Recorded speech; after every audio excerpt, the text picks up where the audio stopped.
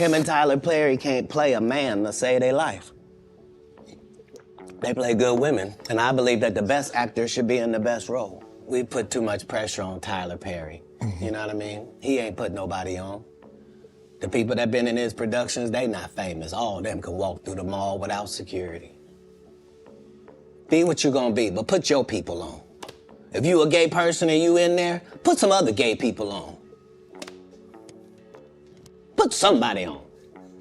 Or don't be wondering why people keep saying gatekeepers. Because clearly, y'all are keeping these gates. Clearly. So I have never allowed this industry to change me, and there were times, y'all, I'm gonna keep it real with you, that I didn't feel seen. Lies will be exposed, that's all. And anyone who takes that the wrong way, know why they take it the wrong way. Mean to me.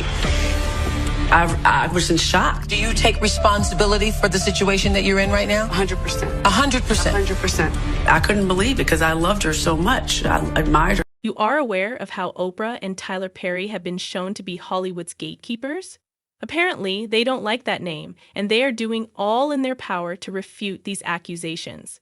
As everyone is aware, Katt Williams just made his debut on Club Shay Shay to highlight the negative aspects of the business. I'm referring to everything from abuse to vices, sacrifices, blackballing, and gatekeeping. Of course, you are one of the people we are examining, brother love.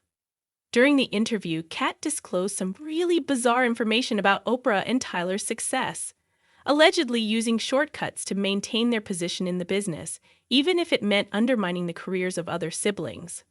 What's worse than that? The receipts are with Katt. We all know what a lady with her level of influence can do to put an end to all of these murmurs and speculations, so it seems that Oprah has to conduct some appropriate damage control. Katt didn't stop there either. He is making fun of Diddy for allegedly being involved in some nefarious activities that took place behind Puff Manor's closed doors, even bringing up names like Jermaine Dupri. What's happening, Puff? I'll be back to you if JD ain't had enough. Yeah? Jermaine Dupri, king of the if you ask me, baby. Jermaine Dupri, small as a child. Now this isn't just anybody's house that's burned down in the LA fires. This is P. Diddy's house that's burned. Oh, and there was supposed to be an investigation in 2 days' time. The world is going to crumble when they see this next arrest. In the meantime, there's going to be distractions and fires to hide evidence. Watch for it, ask questions, demand answers. At 4:32 p.m., we received a 911 call that a suspect was attempting to light a fire in the community of Woodland Hills and was being detained by residents.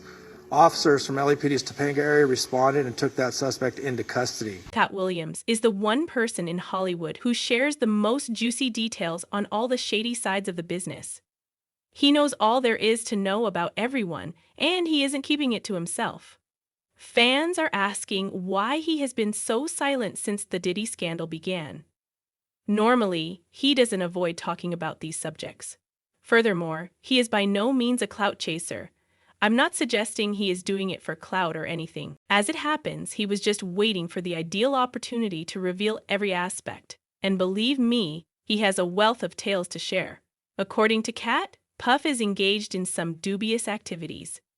Rumor even circulates that one of his victims was Chris Cross. That's not all, however. He apparently keeps covert recordings and tapes of anybody who would commit a heinous deed at his house as one of his many strategies for guaranteeing their quiet. As it turns out, Katt has been exposing the singer's dubious activities for years. Few people paid attention at the time, since we were unaware of Puffy's supposed terrible behavior. People did note on his peculiar behavior, including the fact that he claimed credit for his artists' work without paying them. However, Cassie's lawsuit was the catalyst for her realization of Sean Diddy Combs' purportedly sinister side. Cassie reportedly claimed that Combs mistreated her for 11 years while she was on his label and had taken advantage of her. It was more than simply a nasty boss. He apparently became abusive throughout their relationship, leaving her body injured on occasion, and she didn't make much progress with bad boy records. According to the complaint, there have also been troubling accusations of abuse and that he urged her to engage in sexual activity with male escorts, as he watched from a nearby seat. Cassie didn't hold anything back, and since she shared these information, things have become darker.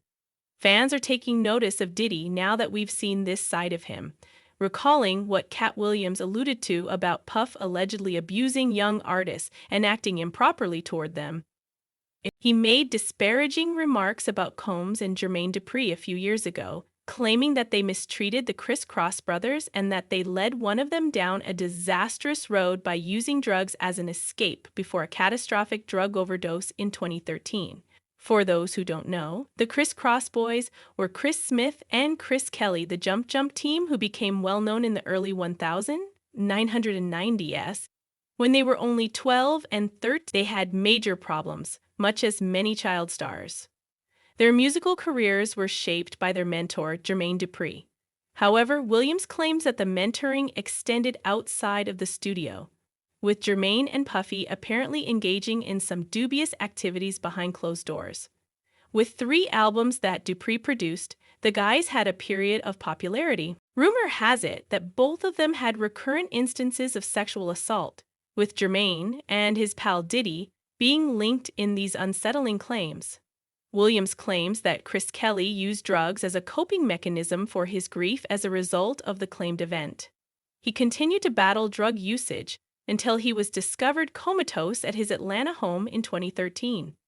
3 days after being taken to the hospital, he was pronounced dead at Dome dead. According to sources, Combs and Jermaine engage in a troubling ritual wherein they reportedly prostitute out their musicians and even members of their inner circle. According to reports, Puff supposedly used to pimp out Danity Kane members, which would explain his fixation with their beauty and his constant need for them to look their best. Katt believes that Chris Kelly may still be alive today if Diddy and Jermaine Dupri hadn't caused him such misery. Although Chris was one of Diddy's purported early victims, he wasn't the last.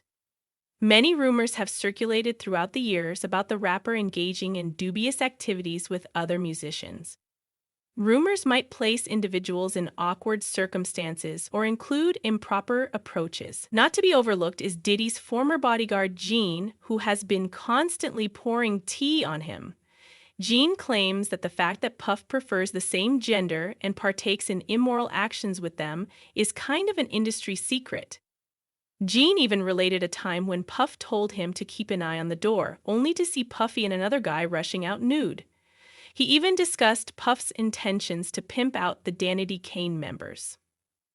And I think that's those girls that was, I think Danity Kane.